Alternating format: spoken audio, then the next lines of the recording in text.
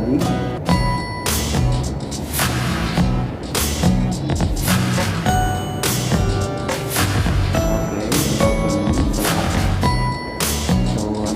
Take your attendance.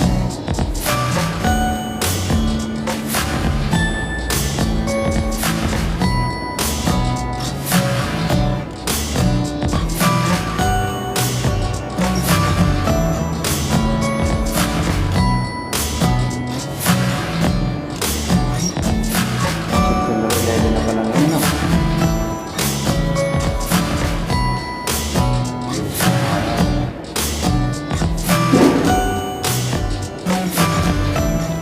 Okay, as I call you name, please take present.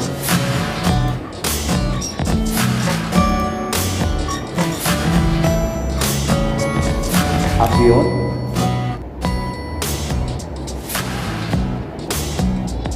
Adina.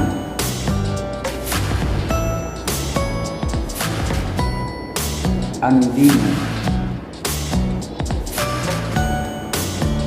Balmes, Remy. Barrientos. Capio.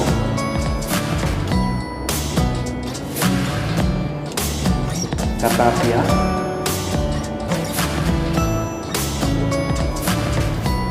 Poleo. Comilla.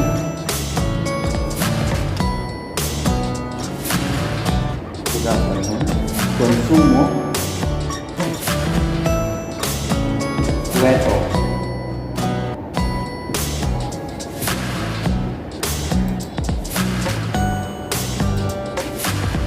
Dalangin. De Chavez. De los Santos.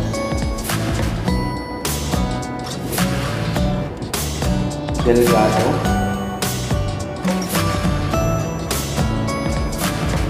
Di maunahan. Evite. Enano. Escala. Escala. Esparraguera.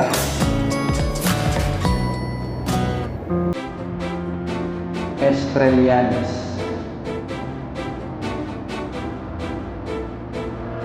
Gali, Bayan. Garcia.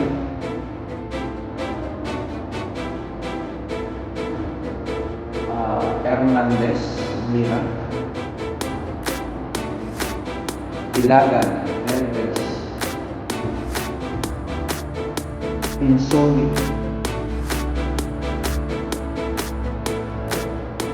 Takdal.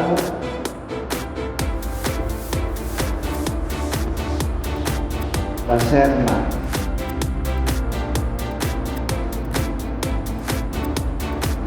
Makalalay.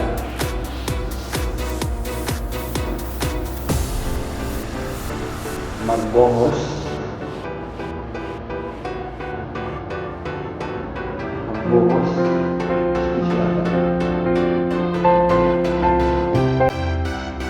Magnali.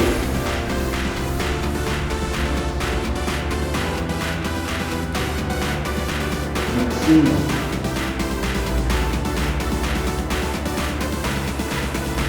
Marakarin lang pag nakulitan. 33, Rhea, Nala.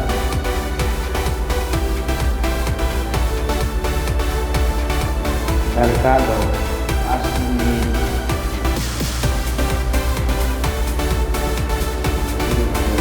Nabol.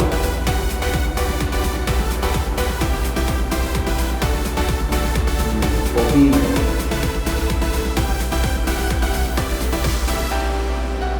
Orense. Pacheco. Pacheco.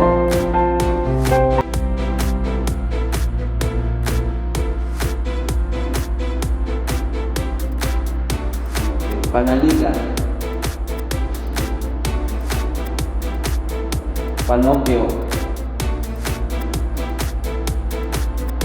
Perez,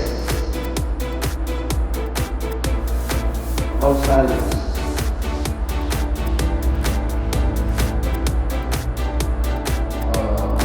Salendras, Sina, and last but not the least, Intalan. Intalan,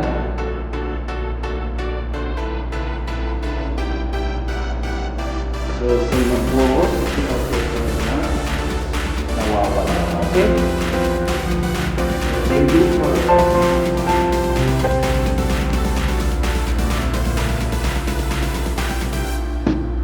so when we start last night, last time, last na na-discuss natin, you remember?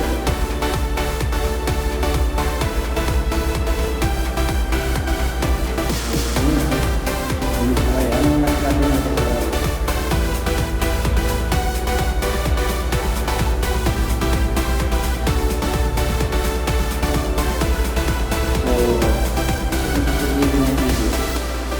Tapos na tayo sa significant figures. Ayun. Significant figures pala. Multiplication, division, and addition of subtraction. So, at this point, maybe hindi lang i-explain ng konti because we are online, but then I will just mention you some important rules that you have to apply when you are doing calculations and you are asked to apply the significant figures to rules. Okay?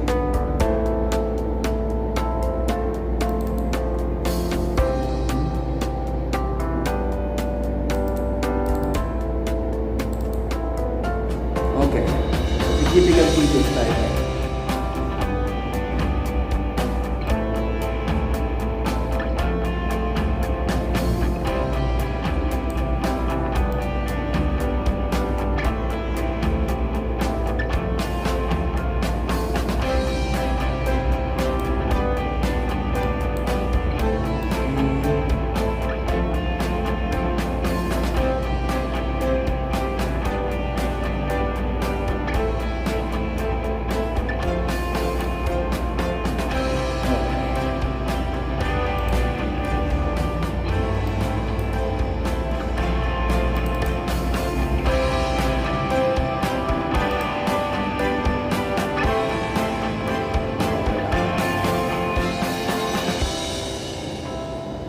So we're done with the scientific method, right?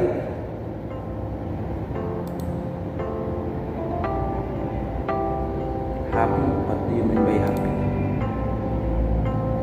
Happy and happy what? Chandel.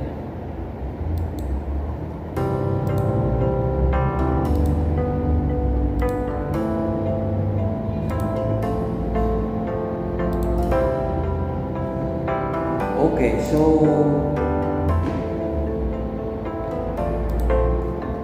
let's start our discussion for today. So I will select okay, measurement and by application of significant figures. Okay, so as we said, significant figures are the meaningful digits in a measured or calculated quantity. Okay? So, meaningful digits, meaning to say, yun yung mga napakahalaga digits sa measurement or calculations.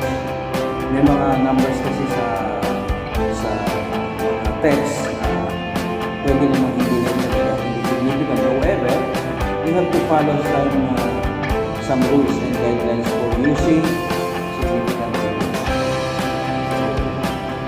You must always be careful in scientific work to write the proper number of significant figures. Okay? So, lagi nyo tatandaan na mag-iingat tayo. Kasi minsan, ang figures ng ating readings ay medyo mahalaga.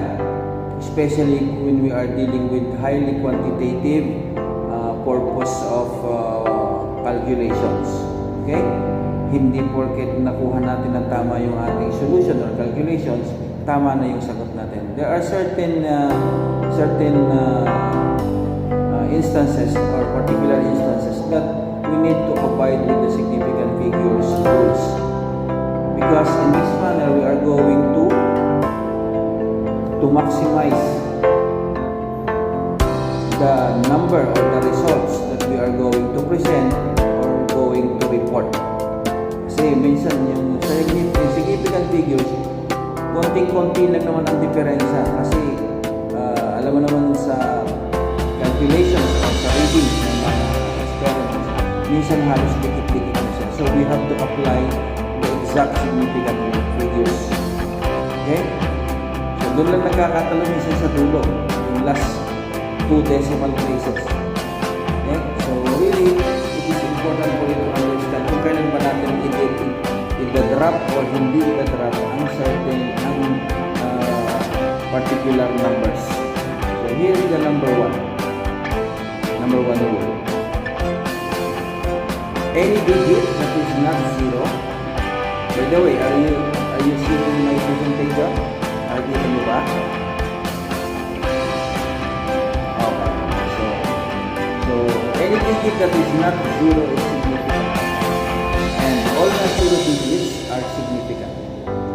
Yan. Ibig sabihin yan, lahat ng numbers, all numbers na hindi zero, they are all significant. Okay? Take a look at our example. We have 364. Then we have how many significant figures? We have 3 significant figures. Okay? And then 1735, it has 4 significant figures. 1.11563, it has 6 significant figures. Regardless of the decimal or comma, we are always treating all non-zero numbers as significant figures. Okay? Kahit gaano pa yung kadami, basta non-zero digit, it will always be a significant. They will always be significant. Okay? That's it. Just think of any numbers. Any numbers that doesn't have any zero. Whether it has decimal place, it has comma, or it has nothing. Only these numbers, they are all considerably significant figures. Okay? Okay, so rule number 2. If you have questions, you can ask a question now. So I will just continue to discuss this topic. But if you have some questions in the middle, you can immediately get my attention or notify me at once, and then I will respond to it. Okay? So number 2, zeros between non-zero digits are significant. And then ba yun? Kapag daw zero na nasa pagitan ng dalawang non-zero digits, that zero is significant. Pag nasa pagitan siya ng dalawang significant numbers, then that zero is a significant number. Okay?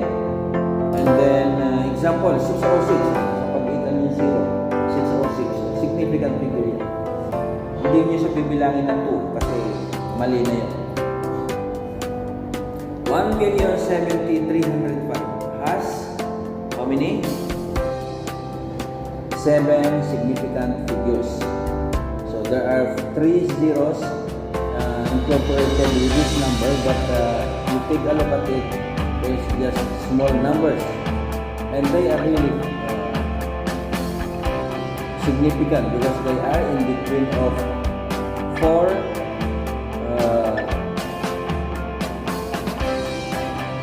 significant figures. So this number, number 1, and this number is significant. So whatever number is significant is 0, kasi may 0 sila pinagay yan, they have the right. And then this one also, 305. That's 7 significant figures also, including all the things na 1, 2, 3, 4, 5, 6, 7. So all of these numbers are significant. Okay?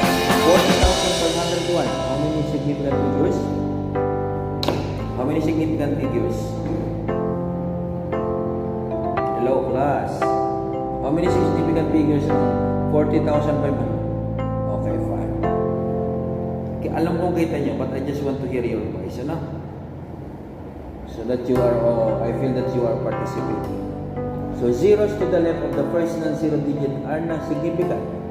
Are not significant. Yun daw, zero to the left of the first non-zero digit are not significant.